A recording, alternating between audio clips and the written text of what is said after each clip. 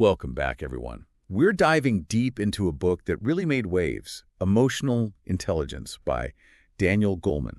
We're going to explore its key insights and, most importantly, see how these ideas can actually play out in our everyday lives. Definitely. A lot to unpack there. Yeah, okay. Picture this, right? It's rush hour, you're on a packed bus, everyone is tired, stressed, the air is thick with like that end-of-day energy, you know what I mean? Oh, absolutely. But here's the thing. The driver, instead of, adding to that whole tense vibe, starts pointing out cool stuff along the route, like, hey, there's that new bookstore. Oh, look, an art exhibit. Wow.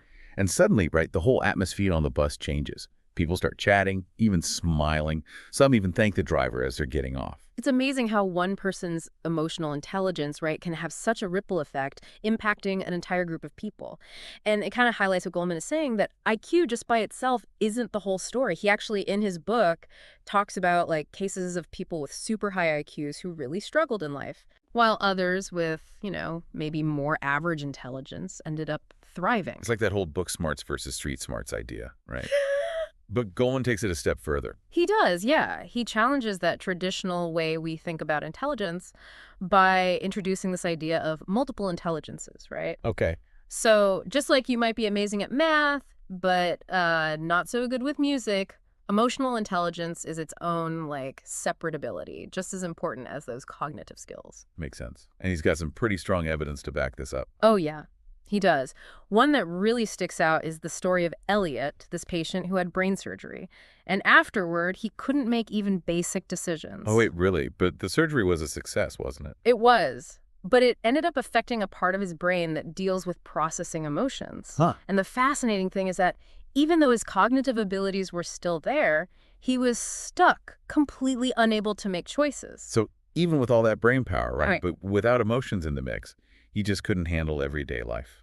That's pretty powerful stuff. Absolutely. It shows how deeply our thoughts and emotions are connected, And this leads us to another key concept that Goleman explores: emotional hijacking. Think about a time you just reacted without thinking. Maybe said something you wished you could take back. Oh, I think we've all been there. Like snapping at someone after a crazy day. Is that what he means by hijacking? Yeah, that's a perfect example. Goleman uses this really intense story, a teenage prank that goes terribly wrong, to illustrate this whole idea of emotional hijacking. It's basically those moments when emotions just completely take over and we react without thinking things through. Gotcha. But what's actually happening in our brains during these moments? Like, what's the science behind it? Well, Goleman gets into the neuroscience, explaining this part of our brain called the amygdala. It acts like an alarm system, basically. When it senses danger, whether it's real or imagined, it triggers all these hormones that get us ready to fight or flee. Oh, wow. Yeah. So it's like those ancient survival instincts kicking in, even if the threat is just, I don't know, being stuck in traffic or spilling coffee on yourself. Exactly, yeah. And here's where it gets even more interesting. That amygdala can actually react even before the thinking part of our brain, the neocortex, has time to process what's going on. So it's like our emotions are slamming on the gas before our rational mind even has a chance to, buckle its seatbelt. That's a great analogy, and that's why understanding these emotional hijackings, is so crucial. It's the first step toward learning to manage those reactions and make more deliberate choices. Because as Goleman says, we're not just puppets to our emotions. We can learn to develop our emotional intelligence. And that's where those 5 parts of emotional intelligence really come in. You can think of them like tools, for building self-awareness, for getting a handle on your emotions, and for making those relationships smoother. Okay, I like that emotional toolkit. So where do we even start? Well, the foundation is self-awareness. It's all about recognizing what you're feeling, those emotions, and how they impact your thinking and, how you act. It's like having this inner compass for your emotions, guiding you through all those ups and downs. So instead of just feeling stress, we can figure out what's actually stressing us out and how it's making us feel. Right. Exactly. And once you have that awareness, then you can start managing those emotions, right? That's self-regulation. Yeah. It's like having control, so you're not just reacting impulsively. You think before you act. You can adapt when things change. So instead of snapping at someone when I'm frustrated, Yeah. I take a breath, maybe try a different approach. Exactly, yeah. Self-regulation helps us avoid those emotional hijackings we were talking about earlier. You're the one in control of your emotions, steering your ship through those rough seas. This reminds me of that marshmallow test Goleman talks about, where those kids who could wait to eat the marshmallow, they ended up doing better in life later on. Mm-hmm. Is that self-regulation too? Absolutely. That's a great example. It's resisting that immediate urge, that impulse for something better down the line. And that's a skill you can develop with practice. Makes sense. So we've got self-awareness, self-regulation. What's next in our toolkit? Motivation.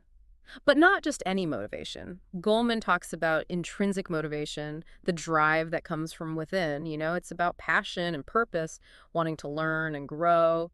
So it's not about getting that promotion or a bigger paycheck. Right. It's that fire inside that keeps you going even when things get tough, that helps you get back up after setbacks and keep pushing for your goals. I can see how that ties into everything else we've been talking about.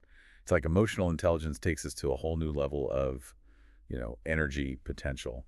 Yeah. What about those last two components? Well, there's empathy. It's being able to understand and share those feelings with others, putting yourself in their shoes, seeing things from their perspective, even if they don't say it out loud. Goes deeper than sympathy. It's really connecting with what someone else is feeling. Exactly. Empathy is like the key to solid relationships. It helps us build trust, communicate better, and deal with conflict, with compassion. And the last piece. Social skills. It's about building and keeping those healthy relationships, communicating effectively, inspiring others, working together towards a common goal. It sounds like all these pieces work together, right? Like as we get better at self-awareness and managing our own emotions, our relationships get stronger, we're more successful. But how do we actually build these skills? Does Goleman give us any advice? He does, yeah. He talks about the importance of emotional literacy, especially for kids. He believes we should be nurturing emotional intelligence early on, just like we teach reading and math. Makes sense. But what does that actually look like? Are there like programs, strategies for teaching kids about emotions? There are. Goleman talks about some successful programs like the self-science curriculum. It teaches kids to understand and manage their emotions through, activities and games. So it's not just telling kids to be nice, it's actually teaching them about their emotions and how to handle them. Exactly. And the results are really something. Studies show that kids in these programs, they have better social skills, better self-esteem, and they even do better in school. Wow, that's incredible. It sounds like emotional intelligence could be a real game changer, not just for people individually, but for everyone. But what about those of us who didn't get that kind of training when we were younger? Is it too late?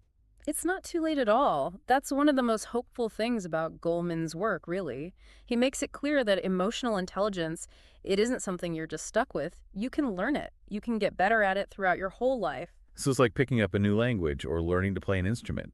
With a little effort, a little practice, anyone can become more fluent in, the language of emotions. Exactly. Every time you stop yourself from reacting in anger, every time you try to see things from someone else's point of view, you're working those emotional intelligence muscles. I like that. So what are some things, some concrete steps that people listening can do starting today to start building those emotional intelligence muscles? Well, like we said, self-awareness is the key. Start by just noticing your emotions throughout the day. Pay attention. What triggers those feelings? How do they affect your thoughts? How do they affect your behavior?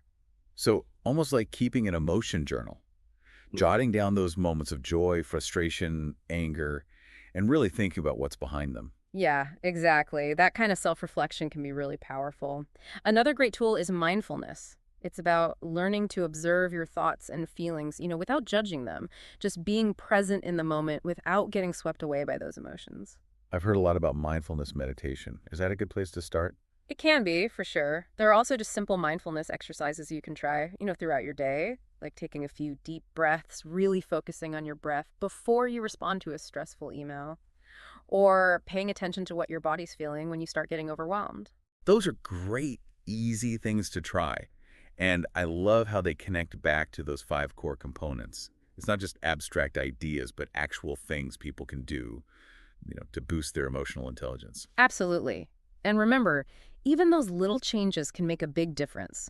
As you become more skilled at managing your emotions, chances are your relationships will improve, you'll communicate better, and you'll be able to handle challenges more effectively. It's like Goleman's giving us a roadmap to a more fulfilling life, not just for us, but for those around us. That's a great way to put it.